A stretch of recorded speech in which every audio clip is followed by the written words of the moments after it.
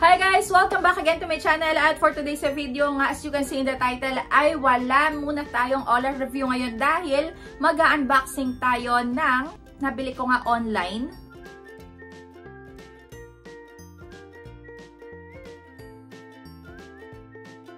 So ito is nabili ko sa may Kaizen shop. Kung makikita nyo or kung matagal na kayo dito sa my YouTube channel ko, nag-unboxing din ako ng first iPhone ko. At yun nga yung pinang-vlog ko. So iPhone 11 at dito ko din nabili sa may Kaizen shop. At 2 to 3 days lang is natanggap ko na siya sa may LBC niya pinadala. Kaya nung naisipan ko nga na bumili is kinontak ko ulit siya dahil napakamura lang din ng mga tinda nila.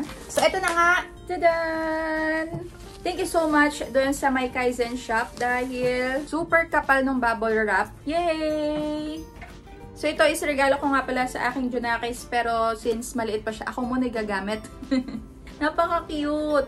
Nagtanong-tanong din ako kung ano ba yung magandang iPad. So, eto nga yung nasabi sa akin, yung nai-recommend din sa akin nung kaibigan ko. At so itong nabili ko is 256 GB. Ayan, iPad 10 Gen Wi-Fi.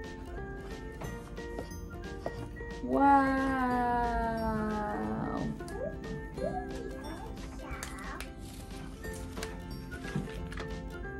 Wow! Ang ganda!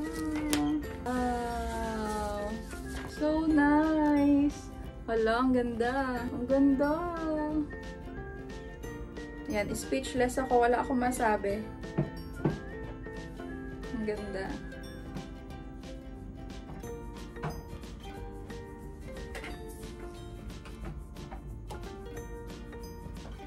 Kaya kung naghahanap din kayo ng iPhone, kahit anong iPhone yan, saka iPad, pwede kayong umorder dyan sa may Kaizen shop. At ang gaganda din ng mga reviews doon sa may shop na yon. Kaya super bongga. So, yan yung laman.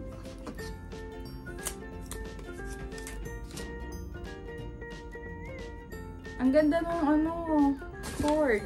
Hindi ko na kailangan bumili nung parang pinapaikot.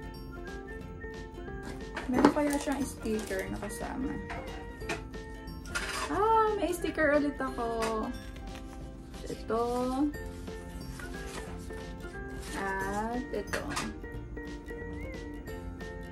At i-open na nga natin ang mahiwagang iPad.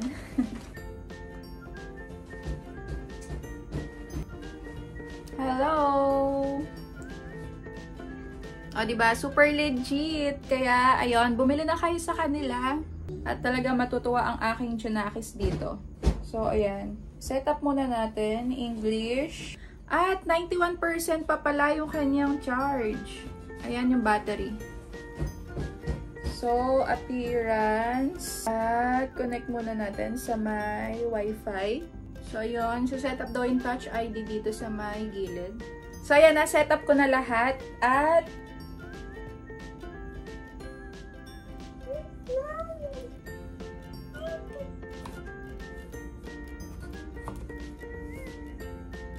so, last week, nakabili na ako ng tempered glass nito at syempre case. So, ngayon ko pa lang din syempre siya i-open. Unbox din natin. So, since ito ay regalo ko sa baby ko, kaya yung pinaka-case ay super cutie. Nakakatawa naman. Yan. Ayan, may free pa na sticker. Super cute. Bagay na bagay dito sa my case. So, naiikot siya. Ay ito namang tempered glass. So, itong tempered glass nga pala ay anti-spy.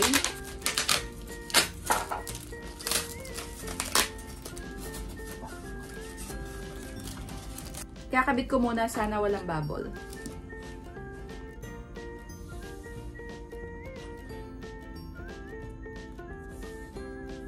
At inabot na nga ako ng 30 minutes halos sa may pagkakabit na tong tempered glass. At anti-spy nga pala, kaya, ayun, super cutie. So, ayan, nakabit ko na.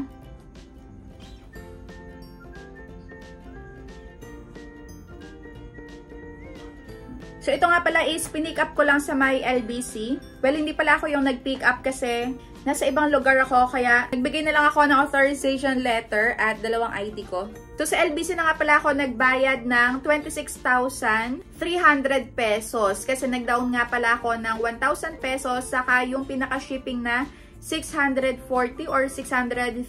So, ganon. Kaya umaabot lang to na 26, 27. Halos nasa 28,000 pesos lang. Ayan, more or less. Diba? Napaka-cutie.